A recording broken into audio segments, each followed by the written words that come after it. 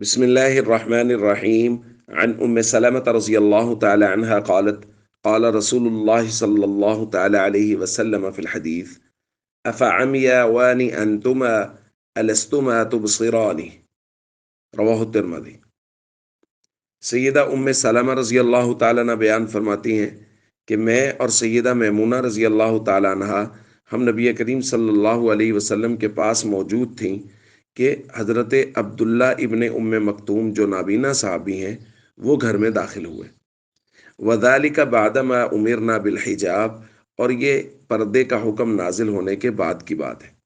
فقال رسول اللہ صلی اللہ علیہ وسلم، حضور نے فرمایا، احتجبا من، اس سے پردہ کرو۔ فقلت، میں نے عرض کی، یا رسول اللہ، الیس ہوا اعمی لا یبصرنا ولا یعرفنا، کیا وہ نابینا اور اندھا نہیں ہے کہ نہ تو وہ ہمیں دیکھ سکتا ہے اور نہ ہی ہمیں پہچان سکتا ہے؟ تو اس کے جواب میں نبی کریم صلی اللہ علیہ وسلم نے یہ جملہ ارشاد فرمایا، افعمیاوانی انتما، کیا تم دونوں بھی نابینا ہو کہ تمہیں بھی نظر نہیں آتا؟ لستما تبصرانی، کیا تم دونوں اسے نہیں دیکھ رہی؟ دوستو، اس روایت سے ہمیں یہ معلوم ہو رہا ہے کہ جس طرح مردوں کا خواتین کی طرف دیکھنا جائز نہیں ہے، بالکل ایسے ہی خواتین کا بھی بلا ضرورت کسی مرد کی طرف دیکھنا جائز نہیں ہے۔ چونکہ قرآن کریم میں جس جگہ مردوں کو اپنی نظریں نیچی رکھنے کا حکم دیا گیا ہے، وہاں بالکل متصلاً ہی خواتین کو بھی اپنی نظریں نیچی رکھنے کا حکم دیا گیا ہے۔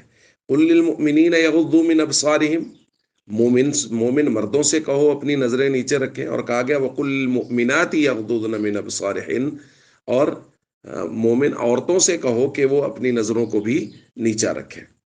تو اس لیے عورت کا بلا ضرورت کسی کو دیکھنا یہ شریعت میں انتہائی ناپسندیدہ ہے کہ وہ کسی بھی غیر محرم کو بلا ضرورت دیکھے۔ ہاں، کسی جگہ کوئی ضرورت ہے تو اس ضرورت کے پیش نظر تو گنجائش ہو سکتی ہے، لیکن ضرورت کے علاوہ اس طرح کے غیر محرم کو دیکھنا اور غیر محرم کی طرف نظر کرتے رہنا، اس کی قطعاً کوئی گنجائش نہیں ہے۔ لہٰذا ہم سب کو چاہیے، مردوں کو چاہیے وہ اپنی نظروں کی حفاظت کریں اور نظروں کو جھکائے رکھیں، خواتین کو چاہیے وہ اپنی نظروں کو جھکائے رکھیں اور شریعت مطہرہ کے اصولوں اور ضابطوں کے مطابق زندگی گزارنے کی کوشش کریں۔ السلام علیکم ورحمۃ اللہ وبرکاتہ۔